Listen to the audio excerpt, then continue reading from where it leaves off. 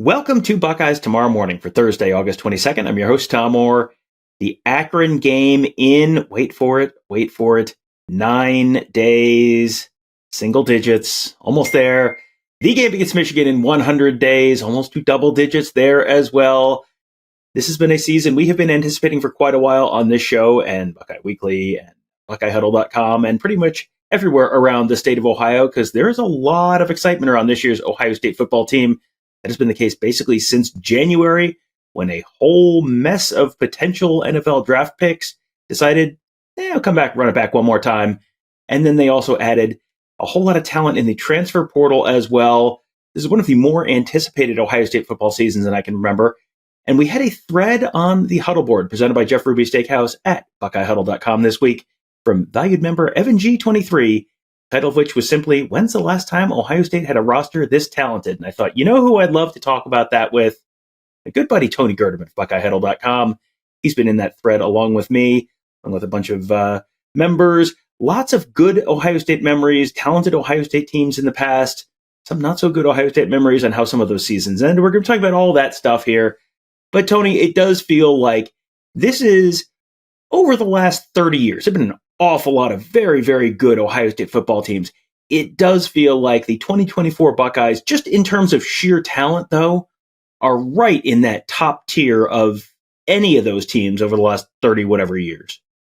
Yeah, we can now add this team to the group that we've always talked, the group of teams that we've always talked about, which I'm sure we'll get into. And I don't know how you would leave this team out, given all of the players that have come back and the guys who aren't even old enough to leave yet, that sort of thing. There are plenty of those players as well that are going to have an impact on this team. And then, of course, the transfer portal. So there's a reason they're number 2 in the preseason polls. Other teams, Tom, have been number 1. So technically, would those teams be more talented, or would the timing just be different? It feels like the timing would just be different. And we're going to get into some of that pretty quickly here because a lot of the years that we're talking about here were not years where Ohio State won the national championship. And some of that has to do with just bad luck or bad timing or just playing in a season where the talent level is really high in a couple other places as well. For example, let's start with the most recent year that came up repeatedly in that thread, 2019. That was a loaded Ohio State team on both sides of the ball. They just had the great misfortune of playing in a year when the top 3 teams in the college football world were all pretty darn talented.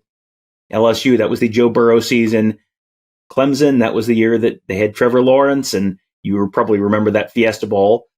And then Ohio State, that was a year when you look at those 3 teams, I think any of those 3 teams probably wins the national championship in the 2023 season.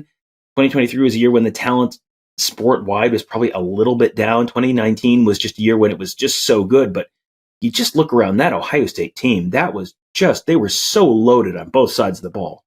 They were loaded and they were hungry, and it was a really, really good combination of excellent secondary, excellent pass rush, good middle, and that defense was, the timing of it, bringing in Jeff Hafley and running his defense, putting in a new system in. Generally, it takes a little while to get those things going. But then you talk about what Justin Fields brought and J.K. Dobbins rushing for 2,000 yards, one of the all-time great Ohio State running backs, and the receivers that they had.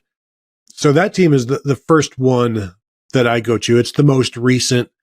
And honestly, for my money, it might, we'll talk about it because there's some other school or other teams here, but I'm just looking at the 2020, 2021, and 22 NFL draft. Ohio State, I believe, had 27 players drafted that were on that 2019 team, just that contributed.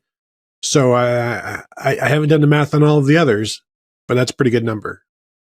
That is a pretty good number. I go back to the 2002 national championship team, had every starter or virtually every starter on both sides of the ball drafted. It was maybe 21 out of 22 starters, something like that. If you're in that kind of realm and that kind of level of talent across the roster, boy, that is elite company. Not a lot of other teams in that range. So yeah, that's a good one, the 2019 team. And you think about that, yeah, they didn't get a chance to play LSU. I sure would have liked to see that Ohio State team matching up with LSU. I think they would have matched up with LSU probably better than Clemson did. And you think about all the stuff that had to go wrong for Ohio State to lose that Fiesta Bowl. That has always felt like one where the better team did not win. And yeah, I'm sure everyone is remembering right now the fumble that got returned for a touchdown, then overturned on replay. But there's just a lot of J.K. If J.K. Dobbins doesn't get hurt in the first half of that game, they probably win that game. There were just a couple bounces here and there that just didn't go their way. And that in a fine margin game like that makes a difference between getting to play LSU and having to have a long, sad flight home. That remains probably the quietest locker room I have ever been in after a football game. That was a team that was not ready for their season to be over. So a lot had to go wrong for that team to not make the national championship game. 2015 is sort of the next one when you go back before 2019 in terms of just the talent level. And that was one where that feels more like, yeah, the talent was there to win the national championship again. The mindset really wasn't, and maybe the offensive coaching staff really wasn't in the way that it was the year before. It feels like the 2015 team did not fall short because of talent. It fell short because of all the other stuff that goes into being a good football team. Yeah, and also winning it the year before really changes the motivation for a lot of players when it's so many second-year guys are part of that 2014 team, and then they know 2015 is their NFL year, that's their contract year, and you already kind of have one foot out the door, and I think we saw that quite a bit. But for the other reasons you mentioned as well, the coaching, and I would argue that I think the quarterback situation held them back as well, having this push-pull between JT Barrett and Cardale Jones, where the end of the 2014 season was lightning in a bottle, and they just weren't able to keep that going for a myriad of reasons in 2015. So I always use the 2015 team as like the cautionary tale of fat and happy, basically. They won their national championship. Now they're playing out the string. And that's not something that we saw with the 2019 team. I don't believe it's going to be something that we see with this team. The motivation is pretty different. Yeah, it is a very, very different mindset coming back for that one more year. A lot of those 2015 guys felt like they came back because the NFL said they had to. This year, most of these guys had a choice and chose to come back. And yeah, there's not a lot of complacency around this team right now. That was something that Urban Meyer talked about pretty openly that year, that you have to battle that complacency. That is definitely not something we've heard talked about around this year's team. So facing some different challenges, but probably not the same, likely not going to run into the same issues that 2015 team did. What's funny is before that 2015 team, you have an almost identical story with the 2003 team, which is another one that was absolutely loaded. This was one of the classic story of the Ohio State team that wins during the year that not everyone is expecting them to win. 2014 was a year when Braxton Miller gets hurt in fall camp and everyone kind of goes, well, too bad, maybe next year. And then they win the national championship in 2014 and then have the year after hangover in 2015. It was kind of the same thing in 2002 into 2003. That was a relatively young team in 2002, won the national championship, brought virtually everyone back. And you sort of went, well, so certainly they will win the national championship in 2003. And then the Maurice Clarett stuff happened, and that just kind of threw that team off a little bit. And they were still very, very good, and they still put a ton of players into the NFL draft.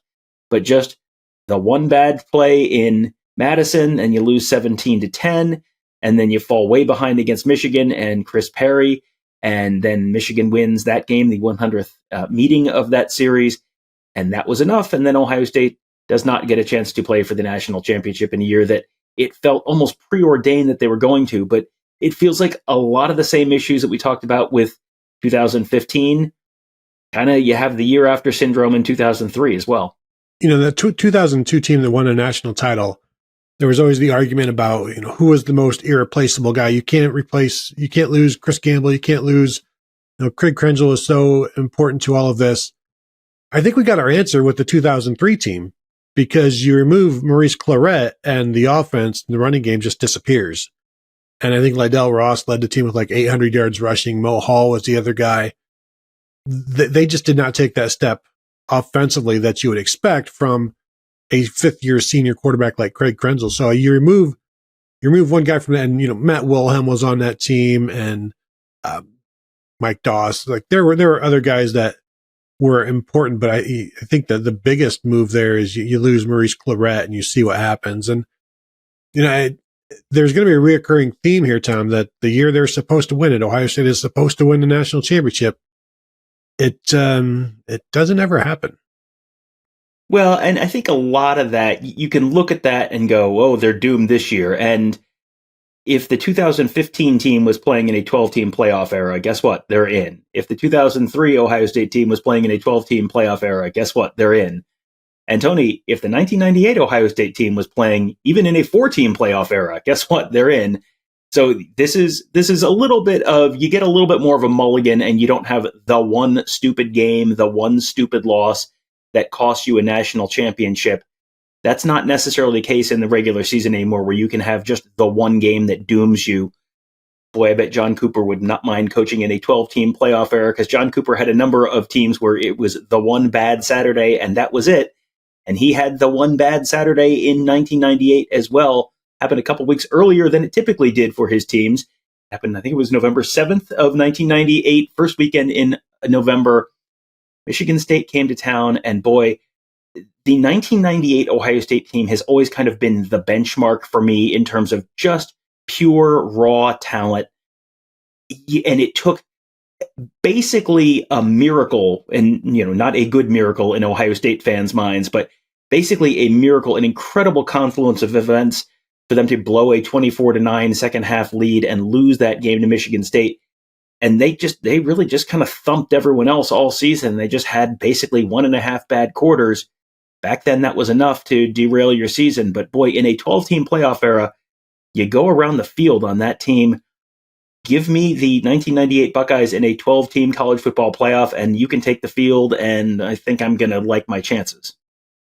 Yeah, I'm going to feel pretty good about that one. That was just a different kind of team where the expectations were high, and they met those expectations, and then just one random Saturday, things all went to heck. But yeah, you matched them up. You give them a reset, essentially. And they reset pretty well after that Michigan State loss. But yeah, you give them another opportunity, and I think they would be the betting favorite. And maybe not the first seed, because they wouldn't necessarily be allowed to have it based on records, but I think they would be the favorite there. Yeah, and boy, you give them a reset.